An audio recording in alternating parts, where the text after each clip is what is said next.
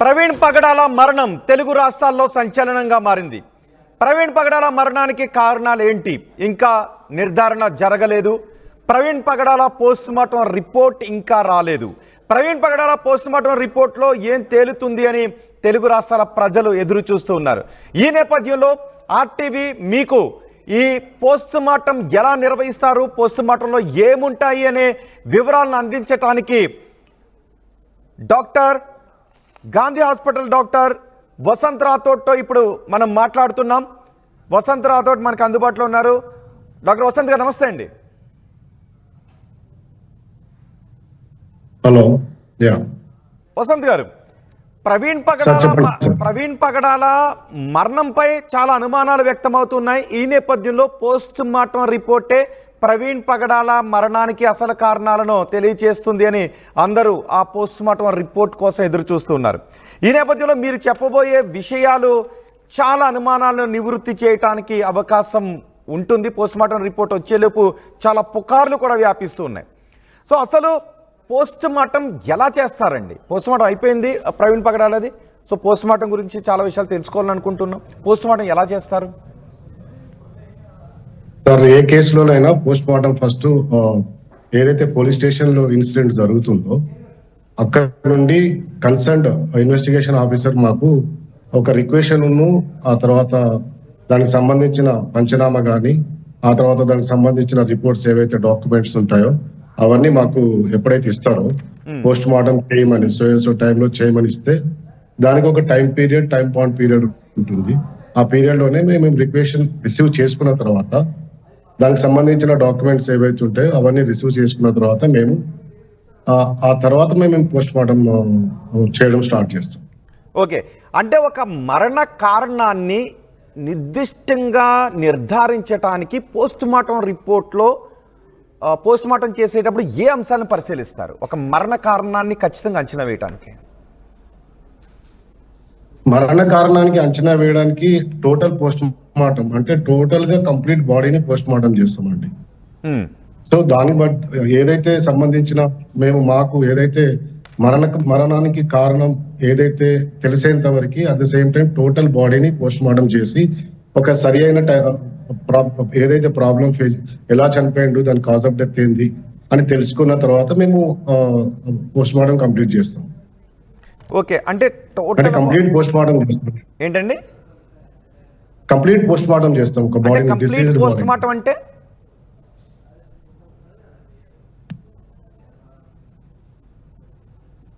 Doctor గారు,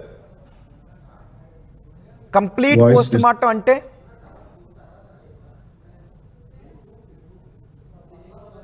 doctor గారు నా మాట వినిపిస్తుందండి? It is not audible sir. ఒకసారి పీసీఆర్ ప్లీజ్ చెక్.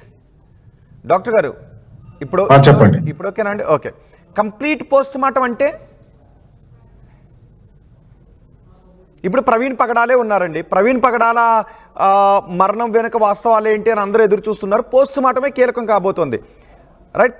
ప్రవీణ్ పగడాల మరణ కారణాన్ని తెలుసడానికి పోస్ట్ మార్టమే ఇప్పుడు కీలకమయ్యే అవకాశం ఉందండి మంచిన ప్రకారం? మీ వాయిస్ కట్ అవుతుంది. I'm not audible your voice. PCR please. Okay doctor గారు, ఇప్పుడు పోస్ట్ మార్టం సంబంధించి ప్రవీణ్ పగడాల పోస్ట్ మార్టాన్ని ఎలా చేస్తారు, ఇందులో చాలా డౌట్స్ ఉన్నాయి కాబట్టి మొత్తం టోటల్ డౌట్స్ అన్నీ కూడా ఫోరెన్సిక్ పోస్ట్ మార్టం ఎలా ఉంటుంది, సాధారణ పోస్ట్ మార్టం ఎలా ఉంటుంది, ఫుల్ బాడీ పోస్ట్ మార్టం అంటే ఏంటి, ప్రమాదమా హత్య అనే డౌట్స్ వస్తున్నప్పుడు పోస్ట్ మార్టం ఎలా చేస్తారు, ఇవన్నీ కూడా ఇప్పుడు మనం డాక్టర్ గారిని అడగబోతూ ఉన్నాం. సహజంగా ఎవరైనా కొట్టి చంపేసినప్పుడు పోస్ట్ మార్టంలో ఏ విషయాలు తేలబోతూ ఉన్నాయి, బైక్ యాక్సిడెంట్ జరిగినప్పుడు పోస్ట్ మార్టం ఏ విధంగా ఉండబోతోంది, ఈ మెదడులో జరిగేటటువంటి పరిణామాలు ఏంటి, మెదడులో ఎటువంటి అనుమానాలు కలుగుతూ ఉంటాయి ఈ హత్య జరిగినప్పుడు, అలాగే లంగ్స్లో ఎటువంటి విషయాలు ఫైండ్ అవుట్ చేస్తారు హత్య జరిగినప్పుడు లేదంటే ప్రమాదం జరిగినప్పుడు, ఇలాంటి సందర్భాలు ఇవన్నీ కూడా మనం అడగబోతున్నాము. సాధారణ పోస్ట్ మార్టానికి ఫోరెన్సిక్ పోస్ట్ మార్టానికి తేడా ఏమైనా ఉందా, ప్రిలిమినరీ పోస్ట్ మార్టానికి ఫైనల్ పోస్ట్ మార్టానికి తేడా ఏంటి, ప్రవీణ్ పగడాల విషయంలో పోస్ట్ మార్టం రిపోర్ట్ ఏం చెప్పే అవకాశం ఉంది, పోస్ట్ మార్టం రిపోర్ట్ లేట్ అవటానికి కారణం ఏంటి? ఎలాంటి సందర్భాల్లో పోస్ట్ మార్టం రిపోర్ట్ లేట్ అవుతూ ఉంటుంది, డిలే జరుగుతూ ఉంటుంది? రీపోస్ట్ మార్టం చేయాల్సి వస్తే ఏం జరిగే అవకాశం ఉంటుంది? ఇప్పటికే కొంతమంది హర్ష కుమార్ లాంటి వాళ్ళు, కే పాల్ లాంటి వాళ్ళు అంటూ ఉన్నారు అవసరమైతే రీపోస్ట్ మార్టాన్ని కూడా. ఎలాంటి సందర్భాల్లో రీపోస్ట్ మార్టం జరిపే అవకాశం ఉంటుంది? రీపోస్ట్ మార్టంలో మళ్ళీ ఎలాంటి విషయాలు బయటకు వస్తాయి?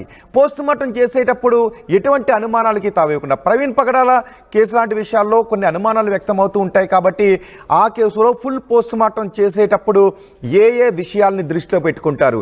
వీడియో రికార్డ్ చేసేటప్పుడు ఎన్ని కెమెరాలతో ఆ పోస్ట్ మార్టాన్ని రికార్డ్ చేస్తారు? అక్కడ ఎవరెవరు ఉంటారు? ఎటువంటి ఫర్దర్గా తర్వాత ఎటువంటి అనుమానాలకు తావివ్వకుండా ఎలాంటి జాగ్రత్తలు తీసుకుంటారు? ఇవన్నీ కూడా మనం డాక్టర్ గారిని అడగబోతున్నాం. ఇప్పుడు 2 తెలుగు రాష్ట్రాల్లో ప్రవీణ్ పగడాల పోస్ట్ మార్టం గురించే చర్చ జరుగుతుంది. ప్రవీణ్ పగడాల పోస్ట్ మార్టంలో ఏం తేలబోతుందని ఒకసారి మీరు చూడండి. అక్కడ ఆ ప్రమాదం జరిగింది అని చెబుతున్న రోజు, లేదంటే ఆ మరణం జరిగిన రోజు అక్కడ దుమ్ము పెద్ద ఎత్తున చెలరేగింది చూసారా? ఇప్పుడు ఆ ప్లేస్లోనే ప్రవీణ్ పగడాల దేహాన్ని కనుగొన్నారు. సో ఆ దేహాన్ని అక్కడ కనుగొన్న తర్వాత హాస్పిటల్కి తీసుకుని వెళ్ళారు. ప్రవీణ్ పగడాల పోస్ట్ మార్టం కంప్లీట్ అయింది. ఇప్పుడు ప్రవీణ్ పగడాల పోస్ట్ మార్టం ఎందుకు డిలే జరుగుతోంది? సాధారణ పోస్ట్ మార్టానికి, ఫోరెన్సిక్ పోస్ట్ మార్టానికి ఉన్న తేడా ఏంటి? ఫుల్ బాడీ పోస్ట్ మార్టానికి, మామూలు జనరల్ పోస్ట్ మార్టానికి ఉన్న తేడా ఏంటి? ఇవన్నీ కూడా మనం అడగబోతున్నాం. మనకున్నటువంటి డౌట్స్ ప్రకారం, ఎందుకంటే బైక్ ఆయన మీద పడి ఉంది కాబట్టి పెదం కట్ అయి ఉందని చెప్తున్నారు, ముఖం పైన గాయాలు ఉన్నాయి అని చెప్తున్నారు.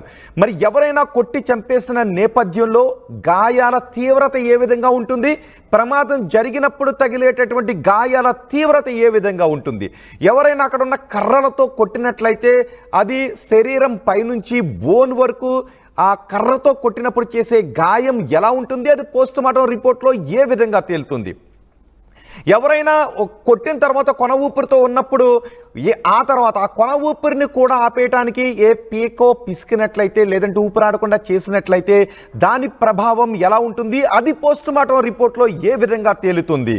ఇవన్నీ కూడా మనం డాక్టర్ని అడగబోతున్నాం.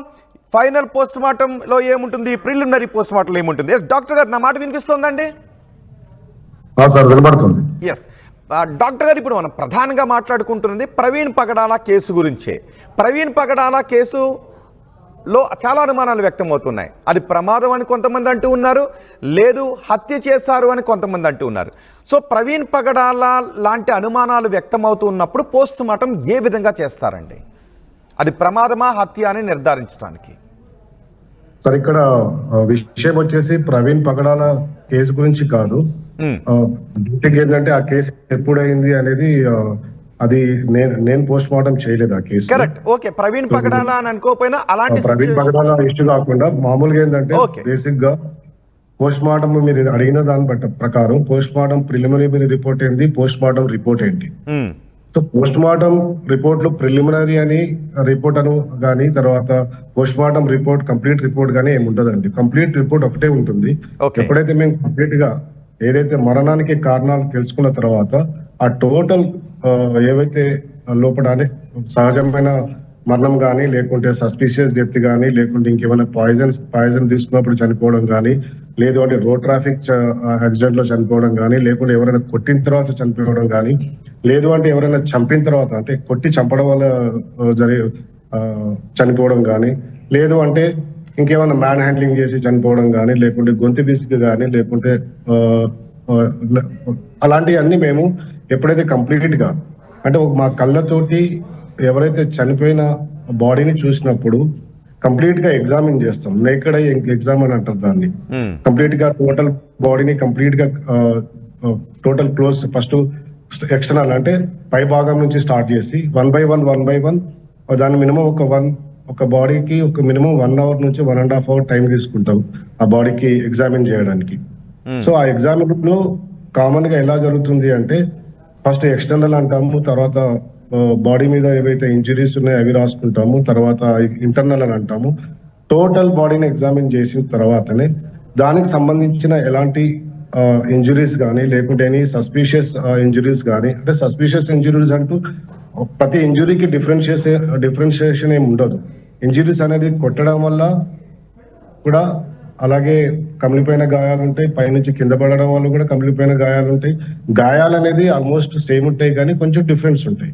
సో ఇప్పుడు గొంతు నులిమి చంపడం కానీ, లేకుంటే ఏదన్నా రోప్ పెట్టి చంపడం కానీ, ఆ తర్వాత హ్యాంగింగ్ చేసుకోవడం కానీ, ఇలాంటివి మేము ఫైండ్ అవుట్ చేస్తాం. ఎందుకంటే మాకు అది మేము కంప్లీట్ గా మా కళ్ళతోటి చనిపోయిన బాడీని చూస్తాం కాబట్టి 100% మేము కాజ్ ఆఫ్ డెత్ ని టోటల్ పోస్ట్ మార్టం చేసిన తర్వాతనే ఎక్స్టర్నల్ గానీ ఇంటర్నల్ అంటే టోటల్ బాడీని క్యావిటీస్ అన్ని ఓపెన్ చేస్తాం.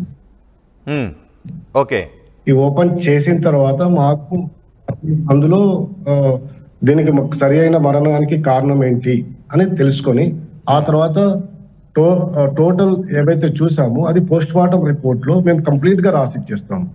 సో దేనికి కానీ ఈ పోస్ట్ మార్టం రిపోర్ట్ కి ప్రిలిమినరీ అంటే సపోజ్ ఇప్పుడు దానికి సంబంధించిన ఇన్వెస్టిగేషన్ ఆఫీసర్ వస్తారు, సస్పిషియస్ ఉంది, లేదు అంటే వాళ్ళు సస్పిషియస్ రేజ్ చేస్తారు, లేదు అంటే మేమే సస్పిషియస్ రేజ్ చేసినప్పుడు ఇన్వెస్టిగేషన్ ఆఫీసర్ తోటి మేమిద్దరం అంటే మా పక్కనే నిలబెట్టుకొని వాళ్ళతోటి వాళ్ళ దగ్గర ఉన్నప్పుడే మేము పోస్ట్ మార్టం చేస్తాం. సో వాళ్ళకి సంబంధించిన డౌట్స్ ఏమున్నా కానీ బాడీని చూపించే క్లారిఫై చేస్తాము. సో ఇక్కడ కంప్లీట్ గా పోస్ట్ మార్టం చేసిన తర్వాత వాళ్ళకి కూడా ఒక ఐడియా వస్తుంది ఎలా చనిపోయిండు అని. సో అలాగే మాకు కంప్లీట్ ఐడియా వచ్చేస్తుంది దీనికి సరైన మరణానికి కారణం ఏంటని. అవన్నీ టోటల్ గా ఒక 2 to 3 days టైం తీసుకొని ఆ టోటల్ ఏవైతే మేము ఫైండ్ అవుట్ చేసినామో పోస్ట్ మార్టం రిపోర్ట్ లో కంప్లీట్ గా దాన్ని రిటర్న్ గా రాసిస్తాము. రాసిచ్చిన తర్వాత సపోజ్ దాంట్లో ఏదైనా సస్పిషియస్ ఉండి ఇంకేమన్నా ఉంటే దానికి మినిమం 1 week టైం తీసుకుంటాం, లేకుంటే 10 days. అందులో మళ్ళీ దీంట్లో మళ్ళీ అంటే ఫోరెన్సిక్ సైన్స్ ల్యాబొరేటరీకి పంపించాల్సిన విజరాస్ కానీ ఏదన్నా ఎనీ కెమికల్ అనాలిసిస్ పంపించినవన్నీ ప్రిజర్వ్ చేస్తాం.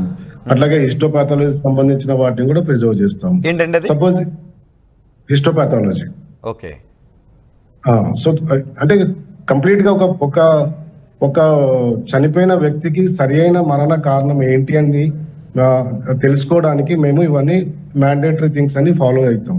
సో సపోజ్ ఎగ్జాంపుల్ ఏంటంటే ఇప్పుడు పాయిజన్ కేసు తీసుకున్న తర్వాత పాయిజన్ వల్ల పాయిజన్ వల్లనే చనిపోయిందా లేకుంటే ఇంకేమన్నా ఏదైనా వేరే కారణాలు ఉన్నాయా, దానికి మేము ఏం చేస్తామంటే బాడీ కంప్లీట్ గా పోస్ట్ మార్టం చేసి దాంట్లో సంబంధించిన విజరాస్ ని ప్రిజర్వ్ చేసి త్రూ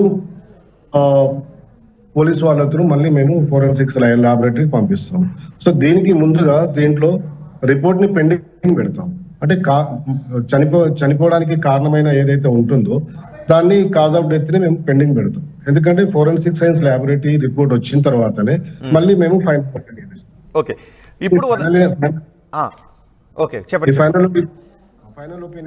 ఫైనల్ ఒపీనియన్ ఇచ్చిన తర్వాత అప్పుడు దాంట్లో పాయిజన్ అని ట్రేస్ అవుట్ అయితే అందులో సంబంధించిన పాయిజన్ ఏది తాగడం వల్ల చనిపోయింది అనేది దాన్ని బట్టి దాంట్లోనే ఫైనల్ ఒపీనియన్ లో ఫోరెన్సిక్ సైన్స్ ల్యాబొరేటరీ రిపోర్ట్ ని బట్టి కొలాబరేట్ చేసుకొని టోటల్ ఫైనల్ రిపోర్ట్ ఇచ్చేస్తాం. సార్ డాక్టర్ గారు ఇప్పుడు ప్రమాదం చూడటానికి ప్రమాదంలా కనబడుతుంది కానీ అది హత్య ఏమోననే అనుమానాలు వ్యక్తమవుతున్నాయి. చూడటానికి ప్రమాదంలా కనబడుతోంది, అదే హత్య ఏమోననే అనుమానాలు వ్యక్తమవుతున్నాయి. ఒక్కటి కొంతమంది ఏమంటారంటే బాడీ మీద ఇక్కడ గాయాలు ఉన్నాయి, అక్కడ గాయాలు ఉన్నాయి, ఇది మాకు హత్య అనే అనుమానం కలుగుతుంది అంటారు. బాడీని చూడగానే ఇది హత్య లేదంటే ప్రమాదం అని నిర్ధారించే అవకాశం ఉంటుందా? కంటి చూపుతో నిర్ధారించడానికి అవకాశం ఏమన్నా ఉంటుందా? అలా అంటే ఇంతకు ముందు నేను చెప్పాను మీకు ఆల్రెడీ, ఏదైతే గాయాలు ఉంటాయో అది కామన్ గా ఎగ్జాంపుల్ తీసుకుంటే కొట్టడం వల్ల కూడా వచ్చే కొన్ని గాయాలు అంటే సపోజ్ నేను ఎగ్జాంపుల్ ఎలా ఇవ్వగలుగుతానంటే సపోజ్ అతని గొంతు నులిమి చంపడము, లేదు అంటే ఇంకేదైనా పిల్లో వేసి చంపడము, లేదు అంటే ఇంకే రకమైన దెబ్బలు అంటే ఏదైనా స్టిక్ యూజ్ చేయడము, లేకుంటే ఏదైనా బ్లంట్ ఆబ్జెక్ట్స్ యూజ్ చేయడము, అలాంటి వాటిలో ఏంటంటే ఆబ్జెక్ట్స్ ను బట్టి మేము అలా ఇన్ప్రింట్ ఉంటే దాన్ని బట్టి అక్కడ ఇన్ప్రింట్ ఆపరేషన్ ఇంప్రింట్ ఇంజురీస్ అని రాస్తాం. సో సపోజ్ చేతి గాయాలు ఉన్నా కానీ నెయిల్ ఏదైతే ఈ గోటి ఇంజురీస్ ఉన్నప్పుడు కానీ అంటే నెయిల్ స్క్రాచ్లు అలాంటివి ఉన్నప్పుడు వాటిని కూడా మేము ఫైండ్ అవుట్ చేస్తాము. ఫైండ్ అవుట్ చేసి అలాంటి వాటిలో మేము ఇవి ఉన్నాయని చెప్పి రాస్తాము. దీంట్లో ఏంటంటే it's a part of investigation officer వాళ్ళకు ఇందులో మేము ఒకటి కాజ్ ఆఫ్ డెత్ ఇవ్వడమే మా వరకు కరెక్ట్ మేము ఇవ్వగలుగుతాము. At the same time injury ఎలా వచ్చింది అనేది కూడా మేము చెప్పగలుగుతాం. ఇంజురీ ఎలా వచ్చింది అనేది కూడా చెప్పగలుగుతారు. చెప్పగలుగుతాము. అంటే ఇప్పుడు సపోజ్ ఫర్ ఎగ్జాంపుల్ ఒకటి ఒక తల మీద ఒక దెబ్బ ఉంది అనుకోండి. సో అది కొట్టడం వల్ల వచ్చిందా, లేకుంటే పడడం వల్ల వచ్చిందా, లేకుంటే పైనుంచి పడడం వల్ల వచ్చిందా అనే వాటి మీద ఇంజురీని బట్టి మేము వాళ్ళకి ఇలాంటి క్లూస్ ఇస్తుంటాం. కామన్ గా పోలీస్ వాళ్ళకి ఇలాగే ఇన్వెస్టిగేషన్ ఆఫీసర్ వాళ్ళకి ఇలాంటి అంటే సపరేట్. అంటే ఇప్పుడు సపోజ్ ఒక నైఫ్ తోటి పొడిస్తే అది క్లియర్ కట్ గా కనిపిస్తుంది, ఇది కత్తితోటి పొడవడం అని చెప్పేసి. ఒక రోప్ తోటి గొంతును బిగించి చంపేస్తే అది అక్కడ గొంతు ఆ రోప్ సంబంధించినవి కానీ ఆ ప్రాపర్టీకి సంబంధించిన లేదు ప్రింట్ ఉంటుంది. దాంట్లో చాలా రకాలు ఉంటాయి మళ్ళీ. సో ఇప్పుడు నైఫ్ తోటి చంపితే క్లియర్ కట్ గా అది దాంట్లో ఇంజురీస్ ఎలా ఉంటాయి అనేది మాకు తెలుసు కాబట్టి దీన్ని నైఫ్ తోటి చంపినామని చెప్పగలుగుతాం. ఎగ్జాంపుల్ గా చెప్తున్నాను, ఓకేనా? సో సపోజ్ ఒక గొంతు నిలువ చంపడం వల్ల దాంట్లో ఏంటంటే గోటికి సంబంధించిన గాయాలు కానీ, ఇన్ప్రింట్ ఆపరేషన్స్ కానీ అలాంటివి, అంటే ఇన్ప్రింట్ కమిలిన గాయాలు కానీ అలాంటివి ఉంటాయి అక్కడ. సో వాటిని బట్టి మేము వాళ్ళకి క్లూ ఇస్తాం, ఇలా ఉండొచ్చు, ఇలా చావచ్చు అని చెప్పేసి. So final cause of death ఏంటి మేము కంప్లీట్ పోస్ట్ మార్టం రిపోర్ట్ లోనే రాసి ఇచ్చేస్తాం, ఇలా ఉంది అని చెప్పేసి. సో వాళ్ళకు మాకు మేము అలా దాన్ని కన్ఫైడ్ చేస్తాం అన్నట్టు. ఓకే, ఇప్పుడు మనం ప్రవీణ్ అనే కాదు, ప్రవీణ్ పగడాల విషయమే జరిగింది కాబట్టి దాన్ని మనం ఉదాహరణగా తీసుకుందాం. ఇలాంటి కేసుల్లో 2 అనుమానాలు వ్యక్తమవుతున్నాయి. ఒకటి, ఎక్కడో చంపి ఇక్కడ ఒక ప్రమాదంగా చూపించి తీసుకొచ్చి పడేశారు అని. 2, కారుతో గుద్ది అక్కడ యాక్సిడెంట్ అయ్యేలా చేసి ఆ తర్వాత చుట్టుముట్టి చంపేసి ఉంటారు అని. లేదు, ఇది కంప్లీట్గా ప్రమాదమే అని. సో ఒక ప్రమాదం జరిగిన తర్వాత ఎంతసేపు ఆయన బతికి ఉన్నాడు అనేది పోస్ట్ మార్టం రిపోర్ట్లో తెలిసే అవకాశం ఉంటుందా? ఒకవేళ అది ప్రమాదం లేదంటే హత్య, 2 గురించి కూడా మాట్లాడదాం. ఒక ప్రమాదం జరిగింది, తను వెళ్ళి ఎక్కడో పడిపోయాడు, పడిపోయిన తర్వాత కొన్ని గంటల పాటు అతను కొన ఊపిరితో ఉన్నాడు అనే విషయం పోస్ట్ మార్టం రిపోర్ట్లో తేలుతుందా? అందులో అంటే చనిపోయిన తర్వాత, చనిపోక ముందు వచ్చే దెబ్బలు వేరు, చనిపోయిన తర్వాత వచ్చే దెబ్బలు వేరు. సో అవి మేము క్లియర్ కట్ గా ఫైండ్ అవుట్ చేస్తాం. అంటే చనిపోక ముందు వచ్చిన గాయాలు ఏంటి, చనిపోయిన తర్వాత వచ్చే గాయాలు ఏంటి. సో దీన్ని బట్టి మేము దీన్ని ఏమంటారంటే టైమ్ సిన్స్ డెత్ అంటాము. సపోజ్ పోస్ట్ మార్టం లో చనిపోయిన తర్వాత, సపోజ్ మీరు అన్నట్టు ఎక్కడో చంపారు, లేకుంటే యాక్సిడెంట్ అయింది, లేకుంటే ఇంకేమైనా జరుగుండొచ్చు. సో అక్కడ నుంచి మళ్ళీ బాడీని ఎక్కడో షిఫ్ట్ చేశారు మీ అడిగిన దాని ప్రకారం. సో ఇక్కడ ఏంటంటే చనిపోయిన తర్వాత బాడీకి ఒక టైం, అంటే దాని చాలా డిపెండ్, ఎన్విరాన్మెంటల్ స్టాటస్ కానీ, టెంపరేచర్ కానీ అన్ని డిపెండ్ అయి ఉంటాయి దీని మీద. సో చనిపోయిన తర్వాత బాడీ అంటే బాడీ లో గట్టిపడడం కానీ, లేకుంటే కుళ్ళిపోవడం పరిస్థితులు కానీ, ఇలాంటి వాటిని బట్టి, లేకుంటే ఇంకే ఎనీ అదర్ కారణాలు. ఇప్పుడు సపోజ్ 3 సీజన్స్ ఉన్నాయి మనకు, రైనీ సీజను, తర్వాత వింటర్ సీజను, తర్వాత సమ్మర్ సీజను. సీజన్ ని బట్టి వేరియేషన్ ఉంటుందండి బాడీలో. టైమ్ సిన్స్ డెత్ అనేది అంటే బాడీలో చేంజెస్ అలా పోస్ట్ మార్టం తర్వాత, చనిపోయిన తర్వాత జరుగుతుంటాయి అన్నట్టు. సో అది జరిగిన దాన్ని బట్టి దాన్ని మేము క్యాలిక్యులేట్ చేసి దాన్ని ఇంత టైంలో ఈ టైంలో చనిపోయాడు అని చెప్పి టైమ్ సిన్స్ డెత్ అని చెప్పి దానికి ఒక టైం ఇస్తాం. సో దాన్ని బట్టి వాళ్ళకి సపోజ్ దాన్ని బట్టి ఎవరైతే ఇన్వెస్టిగేట్ చేస్తారో వాళ్ళకి ఒక క్లూ ఉంటుంది, ఇంతవరకు చనిపోయాడు అని చెప్పి. మేము కంప్లీట్ బాడీ పోస్ట్ మార్టం చేసినప్పుడు కూడా సపోజ్ దాంట్లో స్టమక్ ఓపెన్ చేస్తాము, చాలా రకాలుగా ఓపెన్ చేస్తాము. అన్ని కొన్నిసార్లు బాడీ 24 అవర్స్ తర్వాత ఏంటంటే కుళ్ళిపోవడం స్టార్ట్ అయిపోతుంది. ఆ తర్వాత దాన్ని బట్టి ఇప్పుడు అందులో కూడా కొన్ని ఎట్లా అంటే ఇమీడియట్లీ చనిపోయిన తర్వాత పోస్ట్ మార్టం చేంజెస్ ఏంటి, కొద్దిసేపు అయిన తర్వాత అంటే 3 రకాలుగా 4 రకాలుగా చేంజెస్ ఉంటాయి. ఫస్ట్ ప్రిలిమినరీ చేంజెస్ అని, తర్వాత ఎర్లీ చేంజెస్ అని, ఇంటర్మీడియట్ చేంజెస్ అని, లేట్ చేంజెస్ అని. ఇంటర్మీడియట్ చేంజెస్ లో ఆఫ్టర్ 24 అవర్స్ తర్వాత స్టార్ట్ అవుతుంది. ఆ తర్వాత లేట్ చేంజెస్ లో డేస్ కూడా పట్టొచ్చు. సో దాన్ని బట్టి టైమ్ సిన్స్ డెత్ అంటే దాన్ని బట్టి టైం ని క్యాలిక్యులేట్ చేసి ఫస్ట్ విత్ ఇన్ 24 అవర్సా, లేకుంటే 24 to 36 అవర్సా, 36 to 48 అవర్సా, లేకుంటే విత్ ఇన్ 72 అవర్సా, లేదు అంటే ఆ తర్వాత మళ్ళీ డేస్ లో కౌంట్ చేస్తాం. దీన్ని బట్టి ఇంత టైం అని చెప్పగలవచ్చు. సార్ డాక్టర్ గారు, ఇప్పుడు హత్య లాంటివి అయితే ఆ ప్రయత్నం జరిగిన దగ్గర నుంచి మరణించడానికి కొన్ని నిమిషాలు మాత్రమే సమయం పడుతుంది. కానీ ప్రమాదం అయితే ప్రమాదం జరిగిన దగ్గర నుంచి మరణించడానికి కొన్ని గంటల సమయం కూడా పట్టే అవకాశం ఉంటుంది, రైట్ అండి? ఇప్పుడు హత్యకి ప్రమాదానికి చాలా డిఫరెన్స్ ఉందండి. హత్య అనేది ఎలా జరిగింది అనేది, ఎక్కడైతే హత్య జరిగిన తర్వాత అక్కడ చనిపోయింది అనుకోండి, అప్పుడే దాన్ని బట్టి అక్కడ ఎంత టైం అనేది మనం చెప్పగలుగుతాం. ప్రమాదంలో కొన్నిసార్లు బ్రతకొచ్చు, హాస్పిటల్ తీసుకెళ్లొచ్చు, తర్వాత టైం డ్యూరేషన్ తీసుకోవచ్చు. అంటే కొన ఊపిరి మీద ఉన్నాడా, కొన ఊపిరిన తర్వాత ఎక్కడికి తీసుకెళ్లారు. అలాగే హత్యలో కూడా అతను ఒకలిగిట ఎలాంటి అతనికి సహాయాలు ఏమి దొరకకపోతే might be he was died there itself. హత్యలో ఏంటంటే ఓపెన్ గా ఏది మన ప్రమాదం జరిగిన ప్లేస్ లో might be it is on the road or somewhere else. అక్కడ ఏమైనా పబ్లిక్ ఉంటే బాడీని ట్రాన్స్పోర్ట్ చేయడానికి ట్రై చేస్తారు. ఓకే, ఇప్పుడు ప్రవీణ్ పగడాల ప్రమాదంలో కూడా సడన్ డెత్స్ ఉంటాయి, అంటే అక్కడే చనిపోవచ్చు. హత్యలు కూడా అక్కడే చనిపోవచ్చు, రెండు రకాలుగా ఉండొచ్చు. డాక్టర్, ప్రవీణ్ పగడాలకు సంబంధించి నాకున్న ఒక సమాచారం చెప్తాను. అంటే అక్కడ అది ప్రవీణ్ పగడాల బైకో తెలియదు, కానీ ఆ స్పాట్ ప్రవీణ్ పగడాల అక్కడే ఉన్నారు కాబట్టి ఆయన బైక్ వస్తూ ఉంది, ఒక కారు వెళ్ళింది, ఇదంతా జరిగితే ఒక దుమ్ము కనిపించింది, ఒక డస్ట్, పెద్ద ఎత్తున ఒక డస్ట్ కనిపించింది. మర్నాడు ప్రవీణ్ పగడాల అదే ప్లేస్లో ఉన్నారు కాబట్టి అక్కడ ప్రమాదం జరిగిందని. సో పెద్ద ఎత్తున కొన్ని అడుగుల మేర ఆ డస్ట్ కనిపించింది. ఆ ప్లేస్లోనే ప్రవీణ్ పగడాల మర్నాడు చనిపోయిన స్థితిలో ఉన్నారు. మర్నాడు సుమారు 11 గంటల ఆ సమయానికి ఆయన చనిపోయిన స్థితిలో కనుగొన్నారు. ఈ ప్రమాదం జరిగింది రాత్రి 11 గంటల 47 నిమిషాలకి. సో ఆయన ఊపిరితిత్తుల్లో ఈ డస్ట్ పార్టికల్స్ ఉండేటువంటి అవకాశం ఉంటుందా? అంటే ఎంతసేపు ఆయన ఆ డస్ట్ పీల్చుకునే అవకాశం ఉంటుంది కదా. సో ఆయన ఊపిరితిత్తుల్లో ఆ డస్ట్ పార్టికల్స్ ఉంటే ఎంతసేపు ఆయన అది పీల్చుకుని ఉన్నారు, ఎన్ని గంటల పాటు ఆయన శరీరం అక్కడ బతికుంది అనే దాన్ని నిర్ధారించడానికి అవకాశం ఉంటుందా ఎలాంటి చోట్ల?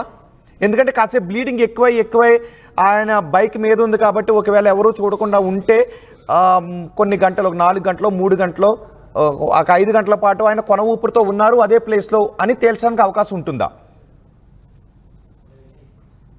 ఇక్కడ ప్రవీణ్ కేసు అనే కాదండి, ఎనీ కేసులో కానీ అతను ఎప్పుడైతే ప్రమాదం జరిగినప్పుడు, అంటే సపోజ్ ఒక ఎగ్జాంపుల్ ఎలా ఇవ్వగలుగుతానంటే, మీకు ఒక బిల్డింగ్ కాలిపోయిన తర్వాత దాంట్లో ఒక మనిషి ఇరుక్కుంటే ఎప్పుడైతే ఆ పొగ పీల్చుకుంటారో ఆ పార్టికల్స్ అనేది మనకు యూసోఫాగస్ కానీ ట్రేకియాలో, సో అవి ఉంటాయి కామన్ గా. అలాగే డస్ట్ పార్టికల్స్ లో డస్ట్ తోటి అలా అయినప్పుడు కూడా నాట్ ఓన్లీ ప్రవీణ్, ఎనీవన్ అక్కడ కొన ఊపిరితో ఉన్నా కానీ లేకుంటే ఊపిరి ఉన్నప్పుడు కానీ పీల్చుకుంటే డస్ట్ పార్టికల్స్ ముక్కు ద్వారా కానీ నోటి ద్వారా పోతే అవి యూసోఫాగస్ లో కానీ ఎక్కడో చోట పార్టికల్స్ కనిపిస్తాయి. అదే అప్పుడే చనిపోయింది అనుకోండి, అదే డస్ట్ ఉంది అనుకోండి, అలాంటి ఆనవాళ్ళు కానీ మనము పోస్ట్ మార్టం చేసినప్పుడు కనిపించాయి. ఎందుకంటే చనిపోయిన తర్వాత ఏదైతే శ్వాస ఆడడం కానీ ఇలాంటి ఏం జరగవు. సో అది దాన్ని బట్టి మనము not only dust particles, even పొగ కానీ పొగలో మంటల్లో ఇరుక్కున్నప్పుడు కానీ దాన్ని సూత్ అంటాం కామన్ గా మనము. సూత్ పార్టికల్స్ ఇట్ విల్ బి ఇది మన ట్రేకియాలో ఉంటాయి. దాన్ని బట్టి అది పేషెంట్, అంటే సపోజ్ నేను బర్న్స్ గురించి మాట్లాడుతున్నాను, ఇప్పుడు గాలి దుమ్ము గురించి మనము ప్రవీణ్ గురించి ఈ విషయం పక్కన పెడితే, ఒక మంటల్లో ఇరుక్కున్నప్పుడు చనిపోయిన మనిషిని మంటల్లో వేస్తే అలాంటి పొగ అనేది ఆ ట్రేకియాలో అంటే గొంతులో కానీ లేకుంటే యూసోఫాగస్ లో ఉండదు. అదే చనిపోక ముందు ఆ మంటల్లో వేస్తే అలాంటి ఆ ఎవిడెన్స్ అనేది, ఆ పార్టికల్స్ అనేది కంపల్సరీ అతను పీల్చుకుంటాడు కాబట్టి దాంట్లో ట్రేస్ అవుట్ అవుతాయి. సో ఇక్కడ దుమ్ము ధూళి అనే క్వశ్చన్ ఏదైతే మీరు అన్నారో, అప్పుడు అతను చనిపోక ముందు ఉంటే గాలి పీల్చుకున్నప్పుడు ఆ దుమ్ము కూడా లోపలికి పోతే ఆ పార్టికల్స్ అనేటి, ఆ డస్ట్ పార్టికల్స్ అనేటి లోపల పోతే కంపల్సరీ ఎక్కడో చోట పార్టికల్స్ కనిపిస్తాయి. ఏది ట్రేకియాలో కానీ యూసోఫాగస్ లో కానీ, ముక్కు ద్వారా కానీ నోటి ద్వారా పీల్చుకోవడం వల్ల. అదే చనిపోయిన తర్వాత అదే దుమ్ములో ఉంటే మాత్రం కనిపించవు. అంటే ఇక్కడ రెండు రకాలుగా, చనిపోక ముందు పీల్చుకుంటే ఉంటుంది, చనిపోయిన తర్వాత మాత్రం ఉండదు.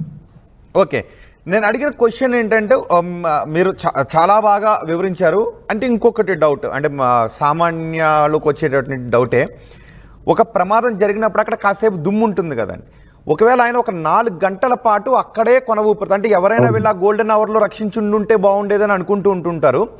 సో ఆయన కొన్ని గంటల పాటు అక్కడ ఉండి ఎవరు రాక సహాయం అందక చనిపోతే, ఆ కొన్ని గంటల పాటు ప్రమాదం జరిగిన తర్వాత ఇన్ని గంటల పాటు అక్కడ ఆయన ప్రాణాలతో ఉన్నారు అని పోస్ట్ మార్టంలో తెలియటానికి అవకాశం ఉంటుందా? ఫోరెన్సిక్ పోస్ట్ మార్టం కానీ సాధారణ పోస్ట్ మార్టంలో కానీ ఈ విషయాలు ఏమైనా తేలే అవకాశం ఉంటుందా? ఇది అంటే డిపెండ్స్ సార్. అది ఎట్లా అంటే ఇన్ని గంటల పాటు అతను బ్రతికే ఉన్నాడు అనే దాని మీద మనము కరెక్ట్ గా అనలైజ్ చేయలేము. చనిపోయిన తర్వాత నుంచి దానికంటే ముందు, అది చనిపోయిన తర్వాత నుంచే మనం పోస్ట్ మార్టం రిపోర్ట్ లో ఇన్ని గంటల వరకు ఇన్ని గంటలు అయింది అని చనిపోయిండు ఇతను అని చెప్పగలుగుతాం. ఓకే, అంతకుముందు బ్రతుకున్నప్పుడు ఏంటంటే మేము క్యాలిక్యులేట్ చేసి చనిపోయిన తర్వాతనే. ఓకే, అంటే ఆయన చివరి క్షణాల్లో శ్వాస ఇంతసేపు తీసుకున్నాడు అని చెప్పడానికి పోస్ట్ మార్టం రిపోర్ట్ లో అవకాశం లేదంటారా? అంటే అలా చనిపోయిన తర్వాతనే మేము క్యాలిక్యులేట్ చేస్తామండి. దానికంటే ముందు ఎంతసేపు బతుకున్నాడు అనేది అది ఓన్లీ దాన్ని మనం క్యాలిక్యులేట్ చేయలేము. చనిపోయిన తర్వాత ఎప్పుడు చనిపోయాడు, బాడీ ఎన్ని గంటలకు చనిపోయిండు, ఆ తర్వాత అక్కడి నుంచి ఎన్ని గంటలు అవుతుంది అని చెప్పగలుగుతాం మనం. సో ఇంతసేపు గాలి పీల్చుకున్నాడు, ఇంతసేపు శ్వాస ఆడింది అని చెప్పడానికి కొంచెం కష్టం. ఓకే, అంటే ఉదాహరణకు ఒక వ్యక్తి నీటిలో పడిపోతే నీటిలో పడ్డ తర్వాత అతను ఎంతసేపు ఉన్నాడు అనేది చెప్పడం కష్టం. అలాగే ఒక ఏదైనా చనిపోయిన టైం నుంచి ఇప్పుడు ఎప్పుడైతే చనిపోతాడో అప్పటి నుంచి అది అవర్స్ లో ఉండొచ్చు, డేస్ లో ఉండొచ్చు, వీక్స్ లో ఉండొచ్చు, మంత్స్ లో ఉండొచ్చు. దాన్ని బట్టి ఒక రేంజ్ ఆఫ్ పీరియడ్ ని, ఒక రేంజ్ ఆఫ్ అవర్స్ ని ఇస్తాం. ఆ రేంజ్ ఆఫ్ అవర్స్ లో మాకు కొన్ని అంటే దీంట్లో ఏంటంటే సపోజ్ అప్పుడే అంటే చాలా వేరియేషన్స్ ఉంటాయి, చాలా బాడీలో చేంజెస్ ఉంటాయి.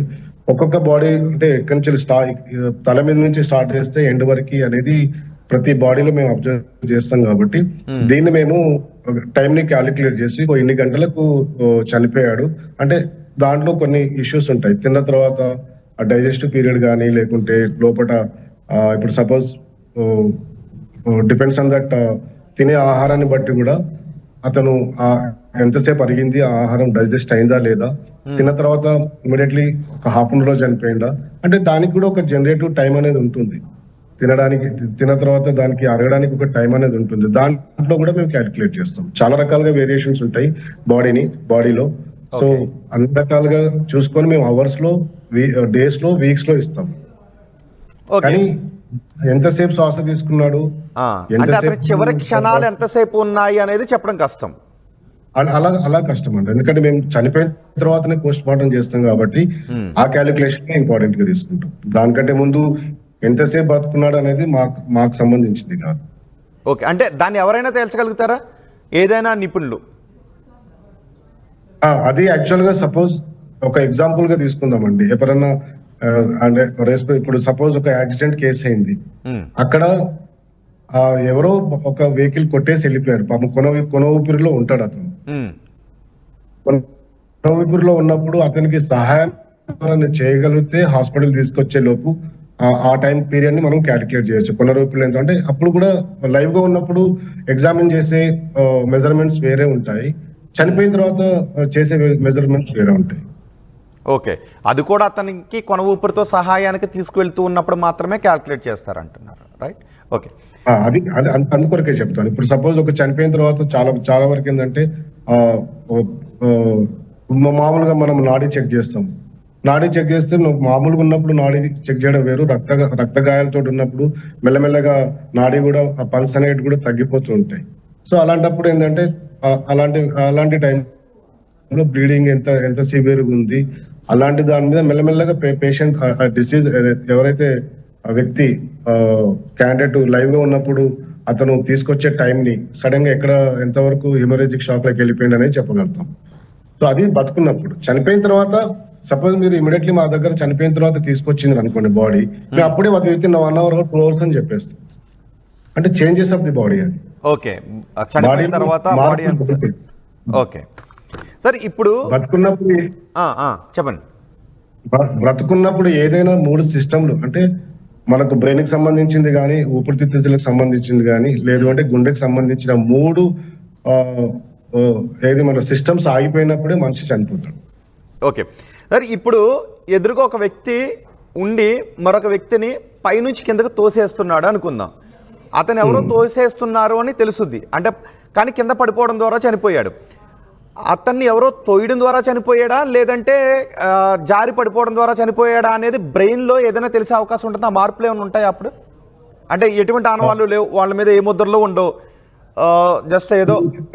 అంటే ఇది మీరు సినిమాటిక్ గా అడుగుతున్నారండి, కానీ అంటే అతను వెనకాల ఎవరో ఉన్నారు, అతను చూశాడు నెట్టేటప్పుడు, కానీ అది బ్రెయిన్ లో వచ్చేసి స్టోర్ అయ్యింది అని అంటున్నారు మీరు. ఆ బ్రెయిన్ లో ఏమైనా మార్పులు ఉంటాయా? అంటే తన ఆ భయం తాలూకు ఆనవాళ్ళు బ్రెయిన్ లో ఏమైనా ఉంటాయా? ఒక భయం తాలూకు ఆనవాళ్ళు ఏమైనా ఉంటాయా? యాక్చువల్ గా అలాంటివి ఏమీ ఉండవు. అది చాలా కష్టం ఐడెంటిఫై చేయడము. ఎందుకంటే చనిపోయిన తర్వాత అన్ని ఏదైనా బ్రెయిన్ కి సంబంధించిన ఇంజురీస్ అయినా గానీ, ఆ గాయాలు గానీ అన్ని ఒకటే రకంగా ఉంటాయండి. అంటే అక్కడ అంటే తన చుట్టూ కొంతమంది మనుషులు ఉండి చంపేస్తున్నారు అన్నప్పుడు బ్రెయిన్ లో ఉండే మార్పులు లేదు, నేను సహాయం అందక ప్రమాదంలో ఉండి చనిపోతున్నాను అనేటప్పటికీ బ్రెయిన్ లో ఎటువంటి మార్పులు ఉండవు, తేడా ఏముండదు. బ్రెయిన్ డెడ్ అంటే ఫోరెన్సిక్ లో ఐ మీన్ పోస్ట్ మార్టం లో ఆ డిఫరెన్స్ ఏం తెలియదు. ఇంజురీస్ అంతే ఇంజురీస్ బ్రెయిన్ ఫైండింగ్స్ బట్టే మేము చెప్తాము. కానీ బ్రెయిన్ లో అతని మెమరీ ఉందా అలాంటి ఏమి ఉండవు, ఫైండింగ్స్ అలాంటివి ఏమి ఉండవు. ఎందుకంటే బ్రెయిన్ ఫైండింగ్స్ మేము ఏమైతే చూస్తామో అవే రాస్తాం. అంటే బ్రెయిన్ ఫైండింగ్స్ కూడా ఏమైనా గాయాలు అంతే, గాయాలు, రక్తస్రావం, ఎంతలో గాయమైంది, గాయాలు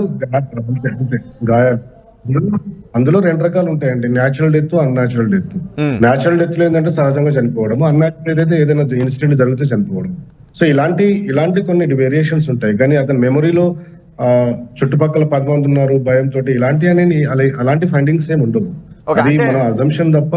ఓకే, ఇప్పుడు మన అంటే ఒకరు కొట్టడం ద్వారా అక్కడ కమిలిపోయినట్టు ఉంటుంది, మామూలుగా తగిలినప్పుడు ఒక రకమైన గాయం ఉంటుంది. కాబట్టి తనను చుట్టుముట్టి చంపుతూ, అంటే మళ్ళీ అదే ఎందుకు అడుగుతున్నాను అంటే జస్ట్ కొంతమంది అనుకుంటూ ఉంటారు, చుట్టుముట్టి చంపుతూ ఉన్నప్పుడు బ్రెయిన్లో ఒక భయంతో ఉండేటువంటి సంకేతాలు ఉంటూ ఉంటాయి. కాబట్టి ఆ సమయంలో ఆ బ్రెయిన్ ఒక రకంగా ఉంటుంది, అతను మామూలుగానే చనిపోతూ ఉన్నప్పుడు ఒక రకంగా ఉంటుందని ఉంటుంటారు కదా. సో అలాంటిది ఏమి ఉండదు. అలా డిఫరెన్షియేట్ చేయడం కొంచెం కష్టం అండి. డెత్ ఇస్ డెత్ అంతే అండి. చావు అనేది ఒక అంతే, అది చనిపోయారు అంతే. చనిపోయిన తర్వాత ఇప్పుడు కొట్టడం వల్ల, తల మీద కొట్టడం వల్ల, దాని వల్ల కమిలిన గాయాల వల్ల లోపల బ్రెయిన్ కూడా ఇంజురీ అవుతుంది. సో దాని కొన్ని ఫైండింగ్స్ ఉంటాయి. మేము ఆ ఫైండింగ్స్ ప్రకారము ఎలా చనిపోయింది అనేది చెప్పగలుగుతాం. ఓకే, ఇప్పుడు ఒక ప్రమాదం జరిగింది, ప్రమాదం జరిగిన తర్వాత అతనికి ఒంటి పైన గాయాలు అయ్యాయి. సో ఈ గాయాలు అక్కడున్న రాళ్ల కారణంగా జరిగాయా, లేదంటే ఆ ప్రమాదం జరిగిన తర్వాత మరో ఆబ్జెక్ట్ తీసుకుని కూడా అతను కొట్టారా? ఈ రెండు ఉన్నాయా, ఒకటే ఉందా, లేదంటే ఎటువంటి గాయాలు రాళ్ల వల్ల కాలేదు, కేవలం కర్రల వల్లే అయ్యాయా? ఈ 3 సందర్భాలను ఎలా తెలుసుకునే అవకాశం ఉంటుంది? సార్ అది డిపెండ్స్. అంటే ఒక రాయితోటి కొట్టడం అనేది సపోజ్ తల మీద, రాయితో కొట్టడం కాదు, సహజంగా రాళ్ళు ఉన్నాయి, ఇక్కడ కూడా రాళ్ళు ఉన్నాయి. సో పడిపోయారు.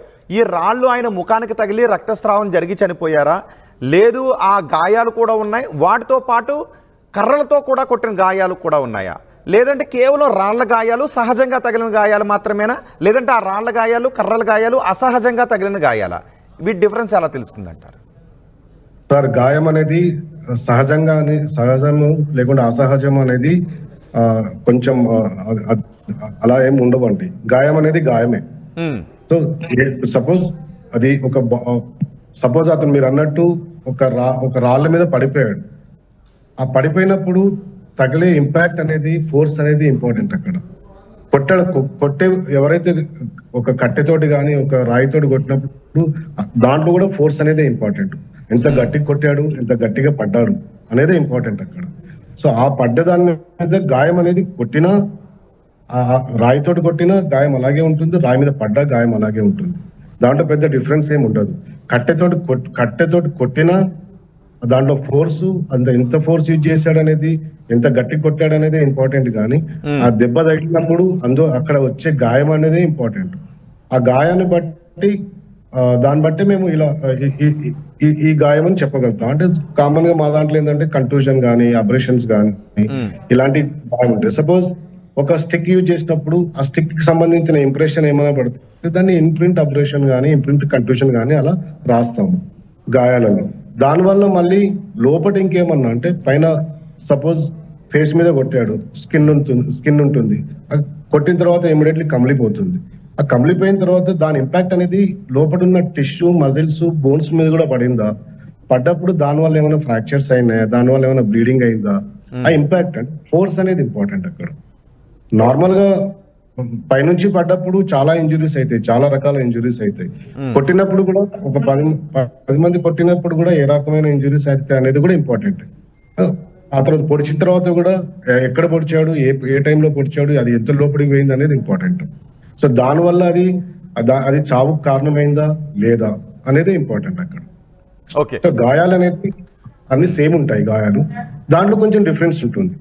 సపోజ్ కట్టెతోటి కొట్టిన గాయం అనేది తల మీద కొడితే గాయమే, పైనుంచి వెళ్ళి కింద పడ్డా గాయమే అండి.